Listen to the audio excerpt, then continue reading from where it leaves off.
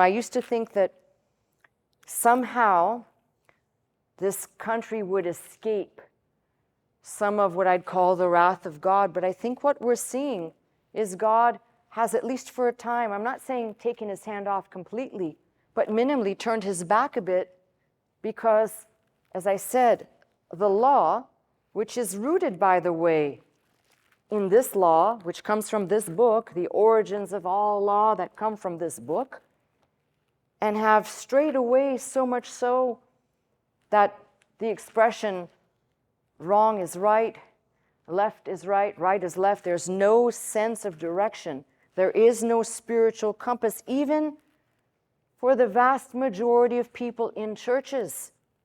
Many people, I'm not saying here, because I've taught the first message I think that I have repeated overtly is courage. That's the message of the Lord, courage. We are to be courageous people. We're not to be cowards. We're not to fear.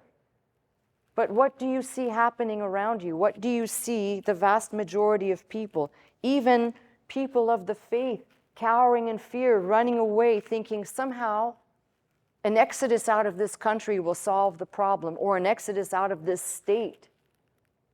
Now, this state has notoriously not been a solid, not like a Bible Belt state where you have churches everywhere and churches are busting open at the seams because people are there on Sunday.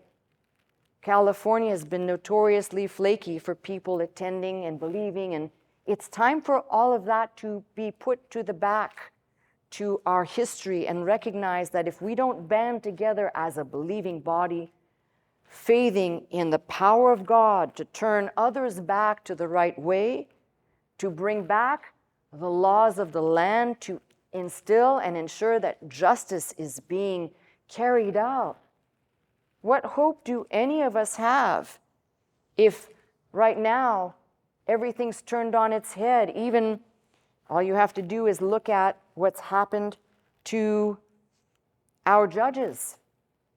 And you tell me how the Constitution can be upheld. It cannot be. It will be parsed, it will be picked apart, and it will probably be pushed aside eventually. That means our rights as Americans, our rights as Christians, the right to express yourself, the right to bear arms, the right to be happy in this country, which supposedly was one of those inalienable rights that every human being that lives under the banner of the flag of this country should be able to enjoy, will not be able to. So when I say to you, this ties in prophetically, it's time for us to start looking at how we may be able to steer the course even slightly for this country, beginning. It starts right here. It doesn't start in somebody else's pulpit. It doesn't start in somebody else's church. It doesn't start in somebody else's mind. It starts right here where you're listening, where you're hearing, where you're recognizing we as Christians must not cower in fear. We must take this seriously. As I said, idolatry that has plagued the church, has plagued man since the beginning of time, but is at a heightened level. We don't view it as such because worshiping a great singer who sings in the church, well, they're so great and we just adore them, we think they're great, and we start to kind of almost build a cult following around them. We must sift away the stuff that has become the distraction, the idols within the church, and get back to the business of teaching people about faith in Christ, looking unto him who is solely the author of our faith.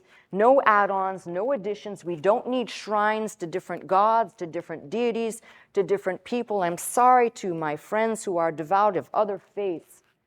I respect whatever you want to believe, but my Bible teaches me and says abundantly clear, we are either following Christ, gathering with him, or scattering. We call ourselves Christians, that means followers or small Christ, followers of Christ. So if we are, who are we following? The people who are leading us astray in error?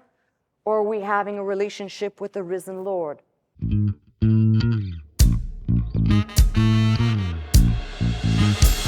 into this house, magnify the Lord, lift up holy hands, our hearts in one accord.